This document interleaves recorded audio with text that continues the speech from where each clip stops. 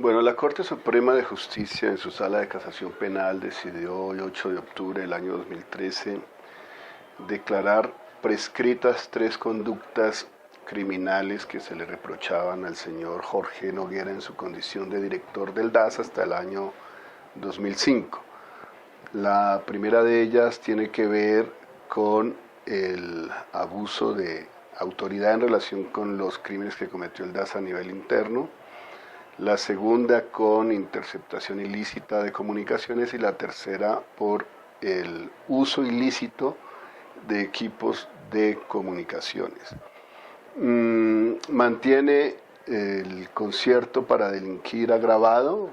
Él ha sido ya condenado por otro concierto para delinquir en relación con el asesinato del profesor Alfredo Correa de Andrés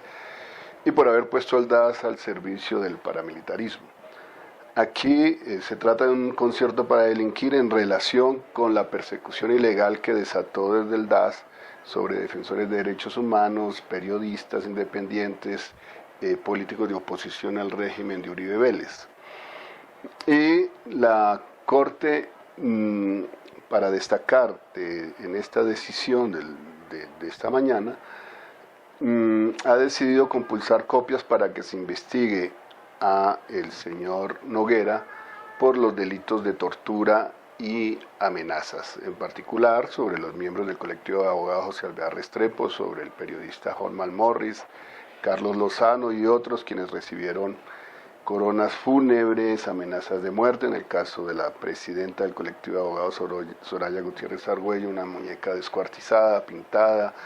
Bueno, y la Corte valora que ese impacto puede ser considerado efectivamente una tortura psicológica y reacciona a una reiterada petición nuestra como representantes de víctimas de que se reconociera ese delito como un crimen de lesa humanidad que no prescribe y por el cual Jorge Noguera tendría que responder, al igual que los otros miembros del gobierno de Uribe Vélez. La prescripción de una conducta delictiva es grave, pues porque muestra en primer lugar la falta de debida diligencia de la Fiscalía General de la Nación para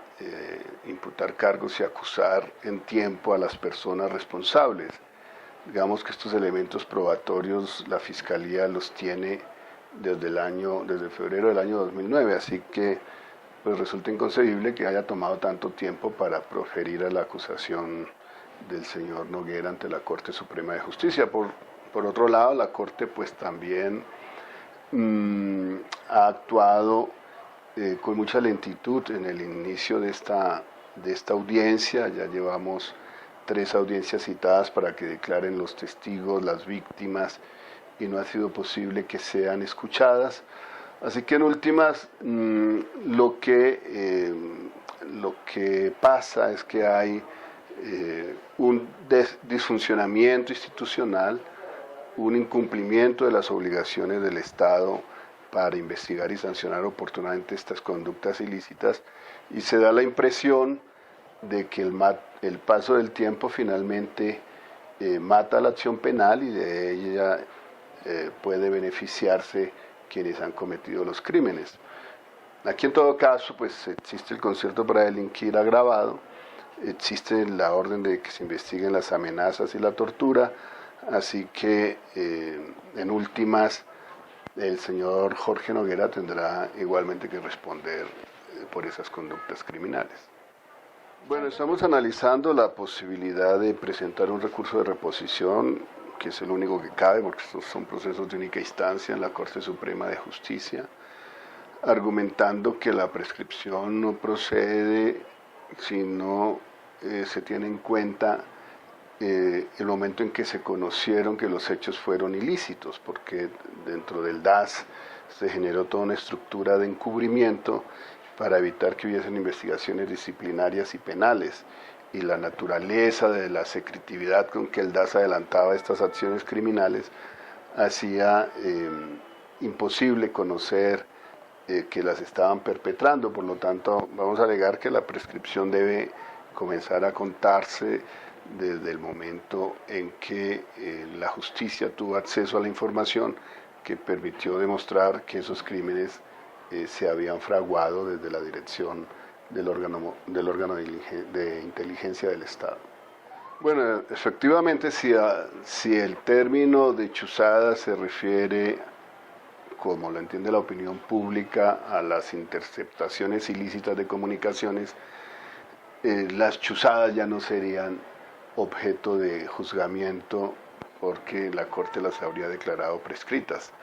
Lo que estamos precisamente defendiendo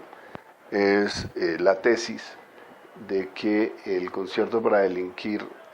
agravado y el abuso de autoridad en relación con los crímenes que se cometieron en Europa durante la administración de Noguera